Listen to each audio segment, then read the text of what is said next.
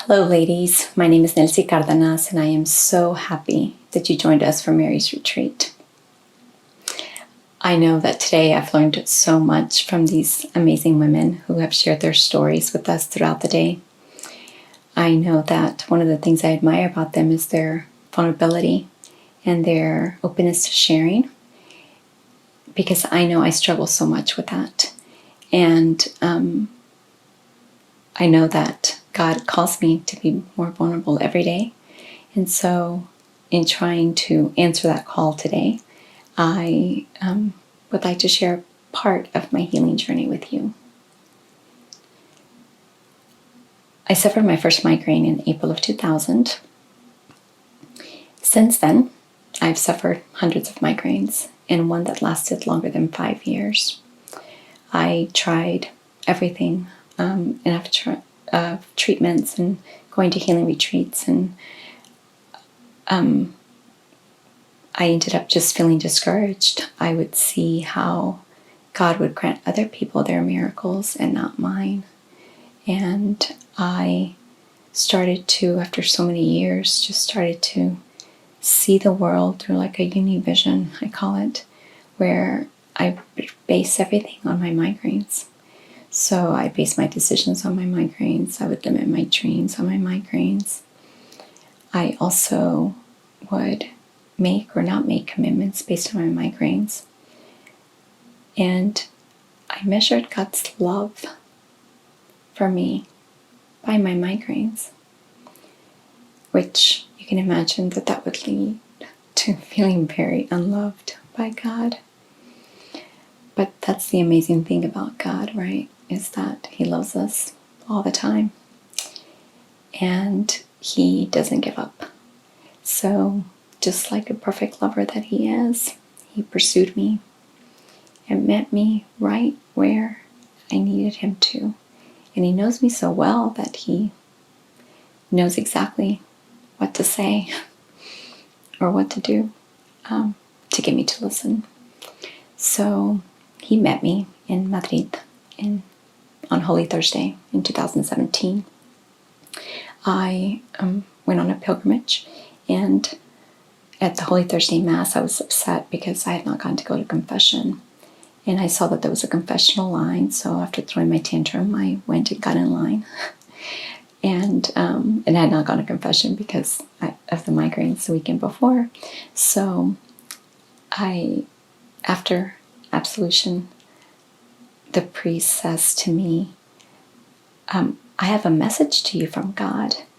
I would like to say that I don't know who this priest is. I did not mention anything about my migraines to this priest.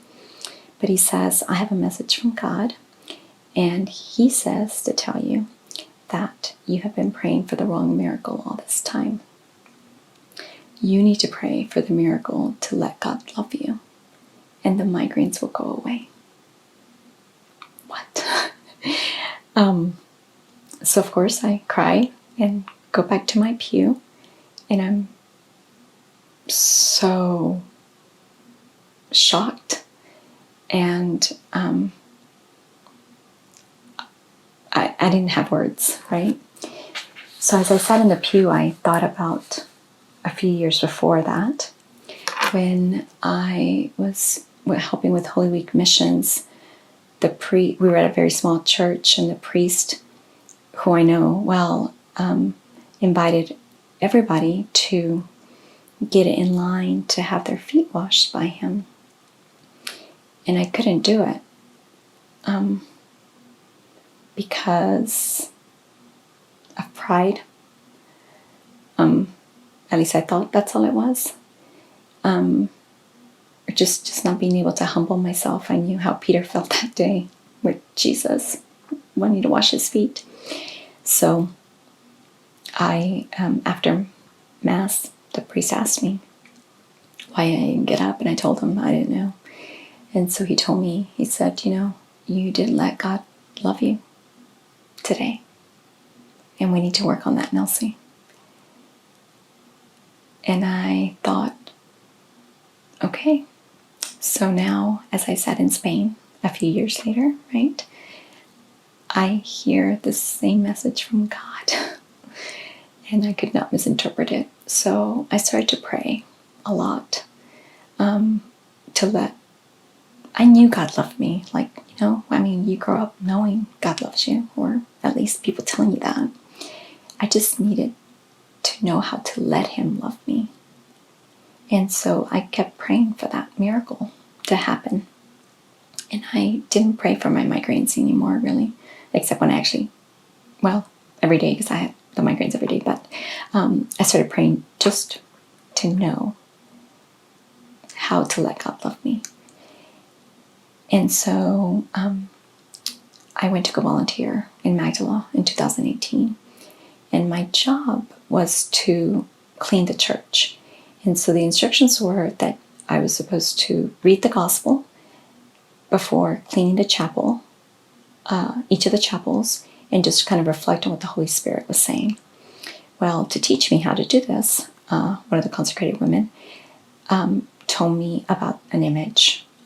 There's an image of the hemorrhaging woman in a chapel called Encounter Chapel in Magdala.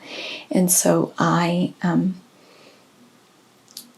she told me that she felt like this was one of the most courageous women in the Bible.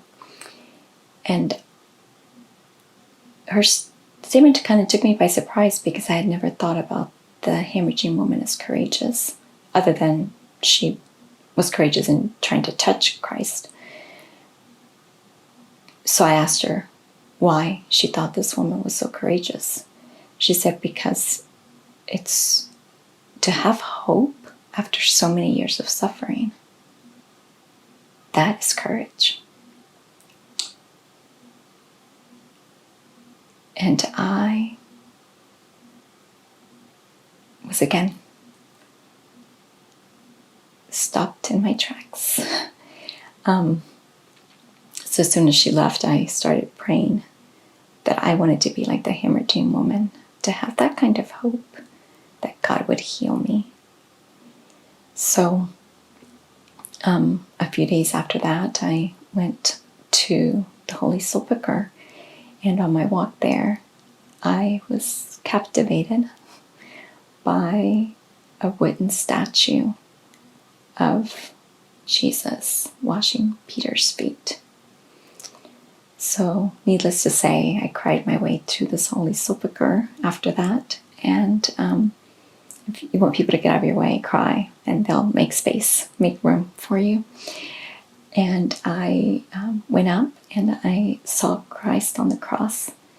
And one of the things that I struggled with for several years was seeing Christ on the cross, because I was in so much pain. I really didn't want to think about his pain on the cross.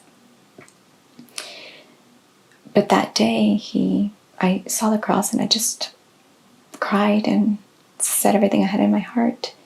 And I could really feel him pointing to the right, to the left, at his mother. When I asked him, like, can you please, why aren't you teaching me? I haven't learned yet how to let you love me.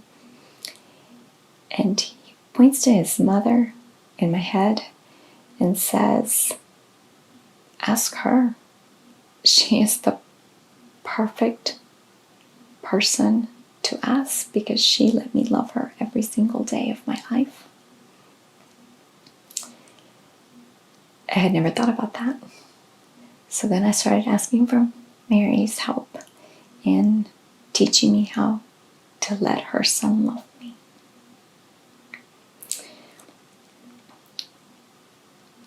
And I prayed for a long time. Then I was asked to give a talk at a retreat on the theme of hope.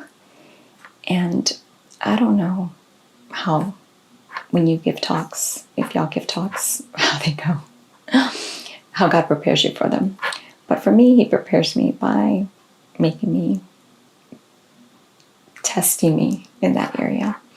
And I did not want to talk about hope, because I knew that if I had to talk about hope, I had to mention my migraines. And prior to this, I had never publicly talked about my migraines. In fact, no one knew that I had suffered a migraine for so many years, just consecutively. I mean, the pain would subside sometimes to maybe a 4 or 5, but it was always there. And I didn't want to open myself up to that. The vulnerability that that would take, I didn't have. And how to tell people to have hope when I still wasn't cured. It was a struggle. But I'm so grateful that they asked me, because as I typed my talk, I started to see all the evidence of God's presence in my life and all the ways He loved me. And that He had never abandoned me. He was so faithful. It was also the first time that I would have to mention that I had not even told my friends that I had a migraine all the time. And they were sitting in the audience. And as I said that to them, after they were shocked, and as they were talking to me, I recognized that not only had I not let God love me, but I had not let them love me and accompany me in carrying my cross. And so I'm so grateful for all those people who did accompany me throughout this journey. But I think I also recognized how good I had gotten at pretending, at pretending to feel good even though I felt bad. And I think that I recognized that day that I had not just pretended about feeling good about my migraines, but I pretended a lot of other things. And so pretending was basically lying. And I had been lying to myself for a long time. And so I was grateful to have to give the talk, because that started the miracle. A few days after that, I went to Greece on a pilgrimage, and it was Holy Thursday again. And because of the jet lag and everything, I've totally forgotten what happens on Holy Thursday. And so I walked into the room where we were going to celebrate Mass, and my spiritual director, who was on the pilgrimage with us, said to me, "Sit in this chair." And I said, "Okay." So I sat in the chair. And after Mass started, the priest said, "And the 12 of you sitting in these chairs, you will be the disciples today, and I will wash your feet." I can't, with words, express the fear, everything that consumed me at that moment. And I wanted to get up from the chair so bad. And then I just started praying for the grace to not be able to get up. And I cried a lot. And as I saw the priest walking towards me, I could see Jesus walking. And I started to pray that He would let me stay seated. And as He walked, and as He washed my feet, I recognized that I could finally accept His love. So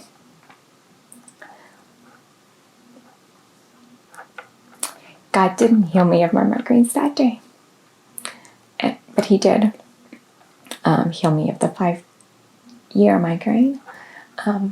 Pentecost, the vigil of Pentecost, today, a year ago. And with that, I recognized a few things. vulnerability and that you can't have pride and be vulnerable, and that healing takes vulnerability, and so does love. And that's love both ways, to accept it and to give it. And I learned that we need people to accompany us on the journey, and vulnerability and being open about our suffering helps us to find those people. We need spiritual directors that will tell you where to sit. And I'm so grateful for mine. And something I didn't expect to learn, and it happened a few weeks after no migraines, was that I learned how to be kind to myself.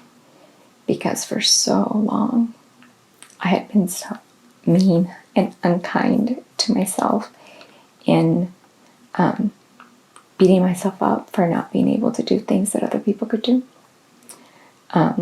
for not being able to keep commitments that I had made, for just for having migraines.